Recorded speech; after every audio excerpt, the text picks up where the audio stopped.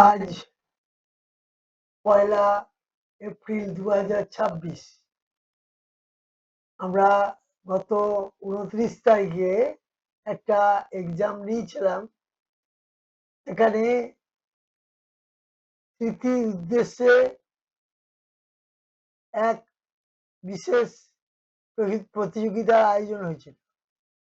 আমাদের এই প্রতিযোগিতার মূল আকর্ষণ ছিল গতির সঙ্গে নির্ভুলতার লড়াই। প্রতিযোগিতার নিয়ম কানুনগুলো বলা হয়েছিল, আবার একবার রিপিট করছি।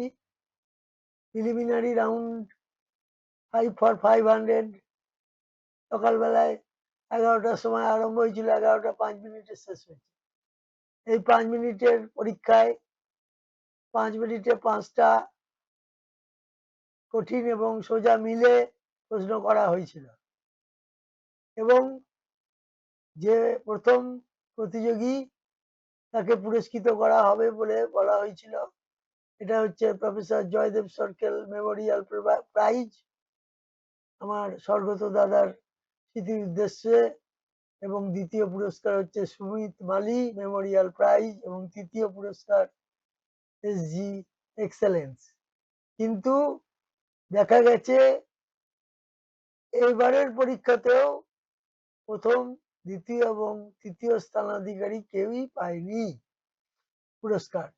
কোশ্চেনটা কিরকম ছিল ওভারঅল একবার পড়ে দিচ্ছি, দেখো। কোশ্চেনটা ছিল এইরকম, কোশ্চেনটা দেখো এইরকম ছিল। কোশ্চেন কি কি ছিল এবং কিরকম ধরনের উত্তর দিতে হবে সেগুলো প্রত্যেকটার ব্যাখ্যা আমি করে দিচ্ছি।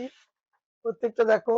1 নম্বর ছিল, what is the numerical code on cheque called? একে বলা হয় আইএফএসসি কোড।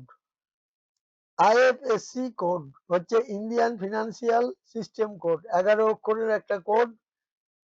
এই কোডের মাধ্যমে ফান্ড ট্রান্সফার করা হয় নির্দিষ্ট ব্রাঞ্চে এবং শনাক্ত করার জন্য সেই ব্রাঞ্চের কোড লেখা থাকে।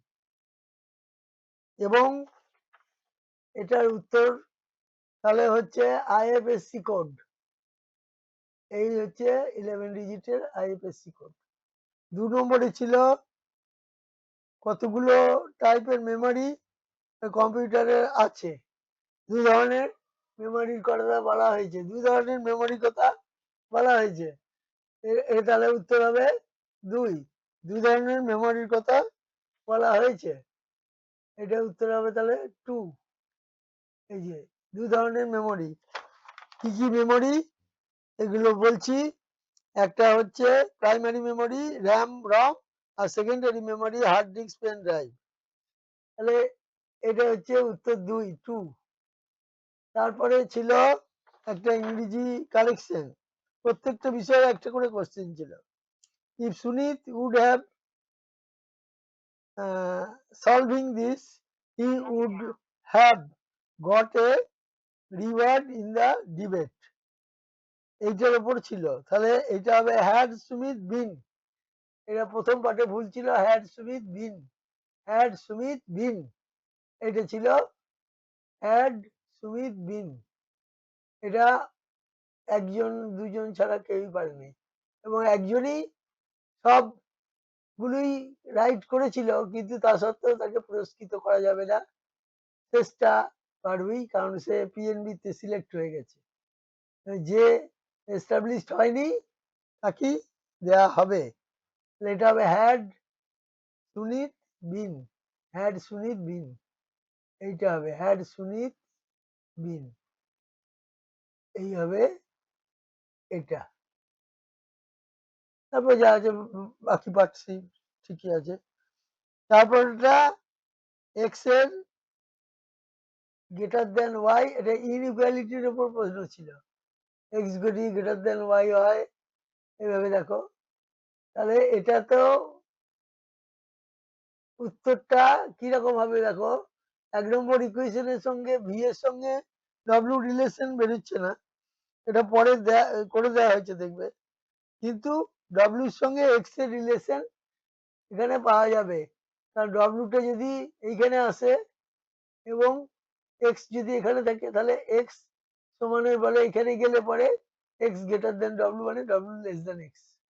এটা 2 নম্বরটা উত্তর হবে। এটা পেরেছে অনেকে, মানে প্রায় সবাই পেরেছিল এটা, কিন্তু কারেক্টলি করতে হবে 5টা, পারিনি। এবার 7 বছর আগে ratio of age of A and B, A to that of B will be 2:1. The ratio of the A to that of B 3 years hence will be 5:2. এই ছিল এই। তাহলে প্রেজেন্ট এজ বি এর বার করতে হবে। 7 বছর আগে ছিল 2:1। দেখো 7 বছর আগে ছিল 2:1। 7 বছর আগে ছিল 2:1, এইটা রেশিওটা। আর 3 বছর পরে হবে বলেছে 5:2। 5:2। দেখো তা যদি হয় তাহলে এদের ডিফারেন্স হচ্ছে 3। তাহলে আমি যদি 2 কে 3 দিয়ে গুণ করি তাহলে এটা হবে 6, আর এটা করলে পরে হবে 3, আর এর তলায় লিখলাম 5:2। তাহলে দেখো এখানে 1 ফারাক, তাহলে 1 ইউনিট সমান 4 বছর। 1 ইউনিট সমান হচ্ছে 4 বছর। আর যদি হয় তাহলে 3 ইউনিট সমান হচ্ছে কত বছর? 12 বছর। 3 ইউনিট সমান হচ্ছে 12 বছর। এই তো হয়ে গেল। 3 ইউনিট সমান 12 বছর যদি হয় তো বি এর প্রেজেন্ট হবে 12 - 7, কারণ 3 বছর পরে এবং এটা 4 বছর।